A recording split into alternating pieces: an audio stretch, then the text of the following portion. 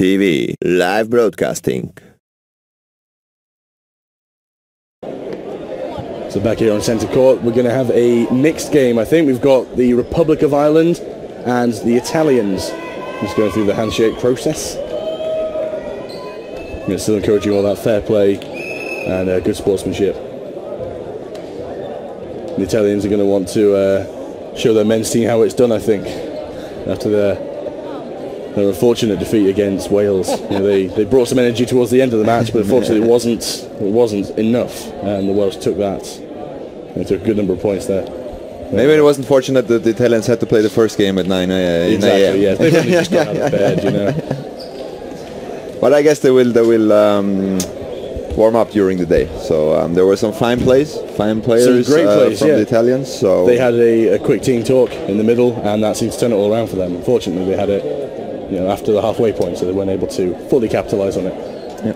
Just a quick view through the schedule. Now we have the mixed team, but we will bring you each division, from each division, and most of the teams you will see live on center court. Mm-hmm. So up next will be a women's game. After that, then a men's game again. We see Czech Republic for the first time. See how they are doing, and we'll be changing through divisions all day long. So you also get the scores from the other courts. Yeah, just have a quick view. On the left-hand side, we have the Swiss team preparing. They will play. Not quite sure. Yeah, they will play Northern Ireland in the mixed division. And on the other side, it looks like we've got England mixed and France mixed. I'm not sure if the score on the board is reflecting the score of that match, or if they've left it from the previous one. Yeah, that's the previous one. They just have to put it back. Just about to get underway there. Yeah. But he will realize after oh, we're back on. The game started. They started so nice and quickly. Yeah, so nothing happened so far. 6-6. And the hit. They hit there is that David Dyke, I think? I've got to see from up here.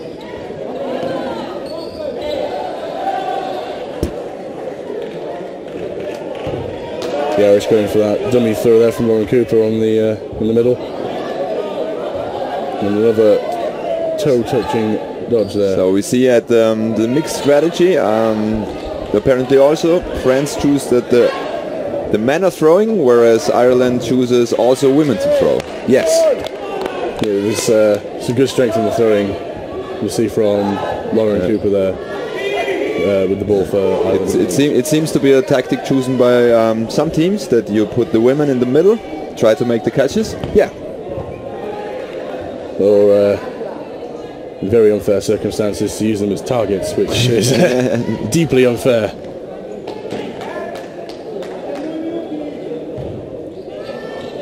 The Italians just elected to throw the ball. Can she control it? Can she hold it? She's good. No referee. Referee is calling her out. That is out. So Republic of Ireland losing that player. She's not happy with that decision.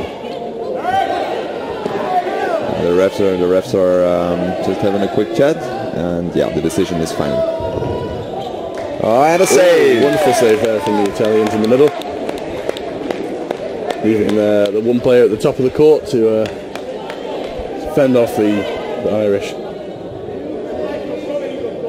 She's a few snakes. They've not dealt with those for a while. And she got hit. Yeah, a hit. And another one. Dominating lead for the Italians. Dominating lead. 6 players. Now the Irish, they have to do something. Let's see what they try. Oh, that's not a good try. Into his hands there. Maybe one Irish player. And another one. Searching ball, but it goes straight into the hands. The Italians particularly happy with that performance. Quick replay there. There's that quick catch, and she's pretty chuffed. Her mate made the save. There's the Irish Frankie Bell just getting hit on the side and falling up the court. And very well ready for game 2. Italy currently leading 2 points. Okay, so the scoreboard from the England game in the mixed is corrected. They took the first period and now take the second. So it's 4-0 for the English mixed team. And over on the other court we can see the Northern Ireland Knights mixed are ready to face off against the Swiss, but they haven't quite started yet. Back here in centre court. An early hit there from the Irish. Just puts them one player ahead.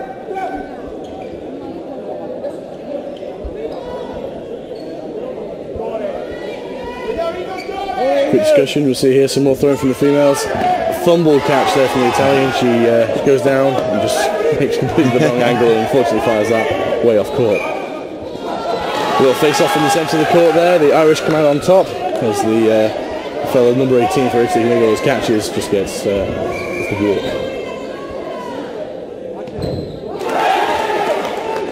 The Italians riding that wave of confidence, maybe a bit too hard. Another fumble catch from them. With just two players on the court. Probably about 2 minutes to go.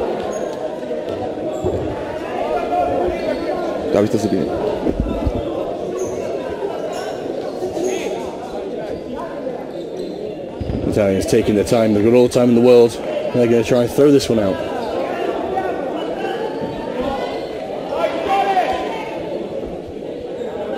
But throws like that from the Irish team aren't going to trouble the Italians at all. That's the full meter in front of them.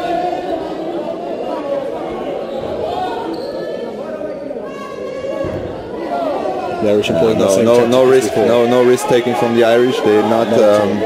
They're always targeting the player with the ball, so they don't risk a catch. Good so far. If you're in the lead 5-2, that's what I would do. Exactly so. Yeah. The Italians really should be looking to capitalise on that. You know, force that sort of play. If he drops his ball, exactly like that. That's a drop catch. Wonderful. It's almost like he planned it. There's still a player down. There's the hit, and Italia is back in this game. So that's how fast it can change. Absolutely. 5-2. We thought that was dominant lead, and now we have 3-3, and everything is open again. Italians to throw, Irish to throw, sorry. 2 jumps, nothing doing. We've got to throw these balls. The Italians they're still under pressure for the 5 seconds. No need to throw all those balls, and they that worked really accidentally well for the Italians, but they got a hit back, so it's 2-2. The Irish are lucky to drop that catch there. There's no need for that last ball to be thrown. Oh, throw, catch, and block in 2 seconds? Very close succession. Very nice to make a catch that high up the court. And no catch, and Ireland takes that period down. And we are equal again, 2-2. I thought the Irish had that sewn up from the start. We saw that resurgence again from Italy. Fortunately, the Irish kept their heads and they were able to claw that one back.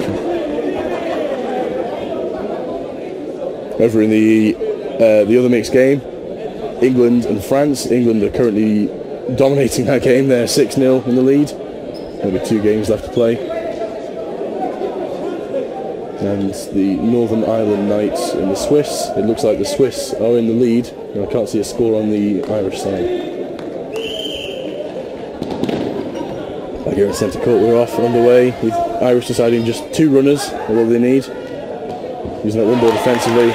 Italian ball gently thrown, but straight into the arms of the Irish there. Not to diminish the catch. On our left side in the booth, you can see in the background, the Italian squad is here to cheer their team on. Very, very vocal, those guys. They brought many people. So from all teams, the Italian brought the biggest squad and 5 coaches and spectators and. Unreal. They put a lot of effort into these tournaments. They love being here. They're just as vocal and jubilant as they are with disappointment.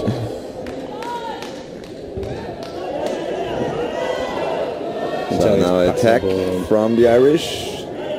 Dealt with easily. And a catch. And another catch is there.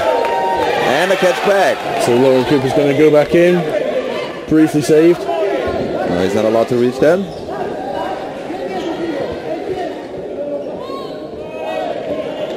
There's a brave man tries to reach that far across.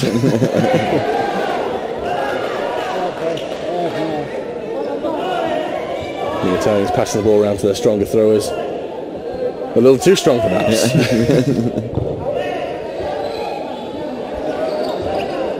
And there comes the ball back. Quick discussion, number 8. Wait for the referee's whistle.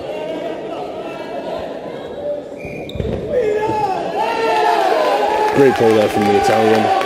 Not phased at all by the goading of the Irish, the way he was holding that ball defensively. Gets straight through again, picks his target, gives it a minute, gets his eye in, and takes it. See if he can go for a third. That was bounced off the ground, no hit. Yeah, he really could do with keeping the number 8 in there on the Italian side. He's making some good hits.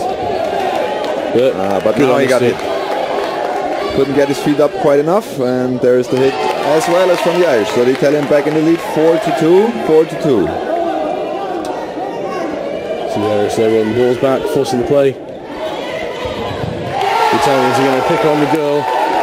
In what seems unfair, but this is mixed dodgeball, so everything is absolutely valid. The Irish fella on the side there sends his ball straight into the arms of the Italian.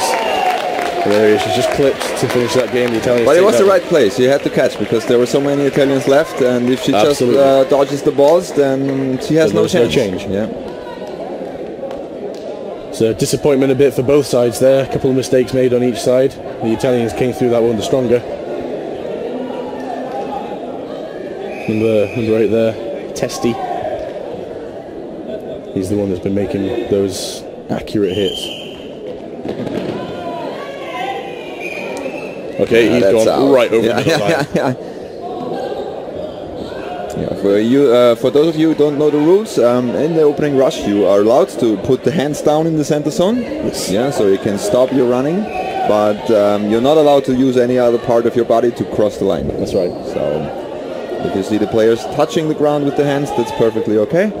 Everything else, like we just saw, not so sliding good. right into it. Yeah, upper body is not allowed. Yeah. And a double hit. Each team loses a player.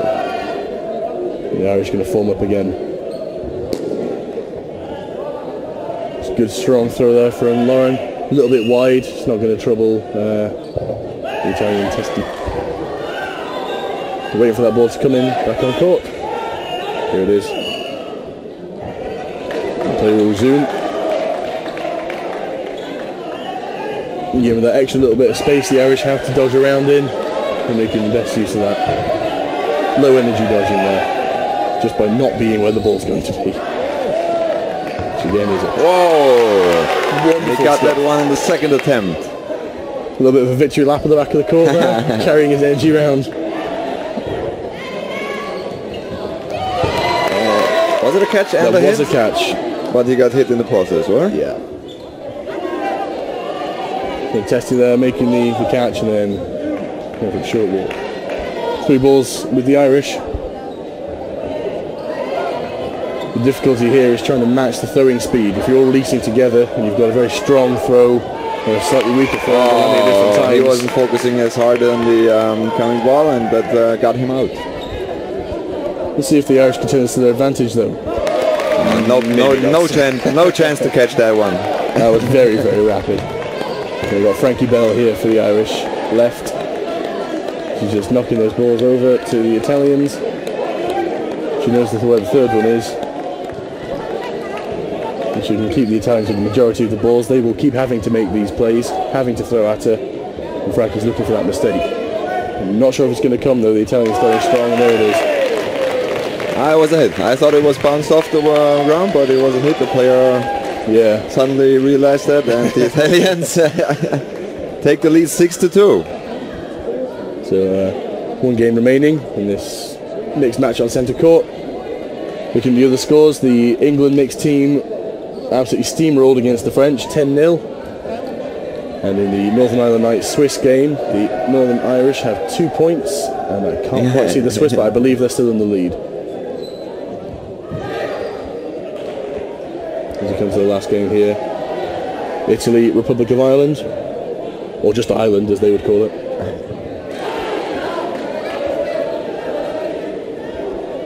So we're waiting for the refs to organise themselves. And here they are, they're off. 3 balls to Ireland this time. Some swift running there. And a 3-ball volley. And it's an early catch from the Italian, and then a hit on her thigh, so she will be out, because you can't catch yourself back in. Stinging response from the Italians.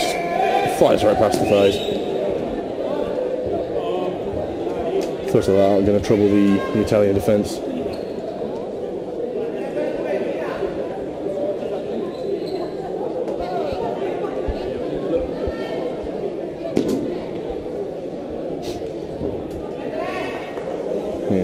Keeping the energy in there a bit. The Italians especially, they are not giving up yet. But as we mentioned before, and as we have seen yesterday, the points are of great value. Absolutely. So they can't obviously beat Italy right now because there's only one period left. But if they just lose 6-4 instead of 8-2, it can make a big difference in the group stages. That's right. Later on the day, that might come to be very, very important to them indeed. We got a good save there from the Italian, number 4. That's a good hit.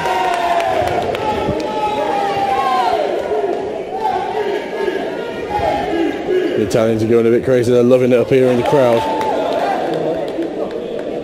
They're getting a hit on that number 13. She goes off. So the 3 girls are left. All the Irish men are out. Let's see how they choose who to target or how to play. The Italians keeping that one defensive ball, and maybe they're just going to run the clock down. So now they have to throw, but they choose just to throw one ball. Just to throw one ball. They actually wanna sit it out, I guess. They have 4, the other have 3, but it's a risky business because with one catch or one hit, everything is changing again. The Italians look a little more comfortable now. I think that was a hit there. No, my mistake. No hit. The refs are the whistle is. He's silent. Silent. That's what I was looking for. That definitely was a hit. That one, even I can see. Yeah. 3 balls to Italy. They've got to make use of them. Yes, there's 2 remaining Irish players. One keeper there stepping out the court to retrieve the ball, so she is temporarily immune. Oh, that's a hit. Fumbled catch there from number 3. Very risky, very risky. I wouldn't have reached there. It was not necessary, and look what happened. 2 versus 2. I think she's going out. Oh, 2 versus 1? Yes, okay. She's gone out for something. The Italians are getting very vocal here in the stands. Just one catch from the Irish player here is going to turn it all around, and like you say before... Yeah, and she's not about to throw. She's not about to throw. She really goes for the catch in the last seconds of this game. And that's time. The Italians are taking over. And the Italians go 8-2. 8-2 for the Italians. Going across for the handshakes. The Italians are enjoying that one in the stands. A quick look at these replays here. So that early hit on the Irish number 16 sends them out. Some good coordinated throws from the Italians. So we have a score from the other court. The Swiss mixed team still at 0 points, whereas the Northern Irish Knights 4 points. So 2 sets won. Let's see how that plays out. So we got a new game coming up for you. Right, it's 10:15, so we have a little time to talk about different things. If you want to ask questions, if you want to write us something that you would like to hear us say, whatever it is, yeah, just go on Facebook. I will say words. Yeah, go on Facebook, type in Facebook/Dodgeball Austria, and you will find a spot to leave a comment. And if we read it and if we like it, yeah, you will hear it say. You will hear us say. So. Any comments about my kilts? Gratefully received. It's getting quite warm in this commentary box, so I'm thankful for the breeze. So the upcoming match will be the first women's game of tonight's broadcast. Today's broadcast. Today's broadcast. We will see England for the first time. Okay, the England ladies. And they will face the Northern Ireland women. Right, so 2 very strong teams in the UK. The England team, very regimented, their training is very strict and they put a lot of time into their training. The Northern Irish, we don't see them quite as often in the UK. I think they've got some of the players from the Irish Dodgeball Association. I don't know much about how they get together and train, but I've seen them performing as a unit and they are all, they've got great chemistry as a team. As it's currently being displayed over on the mixed court, which what we can see. That's going over there. It looks like the Northern Irish have clawed that one back from the Swiss. You can see they've got 6 points. I can't see how many the Swiss have, but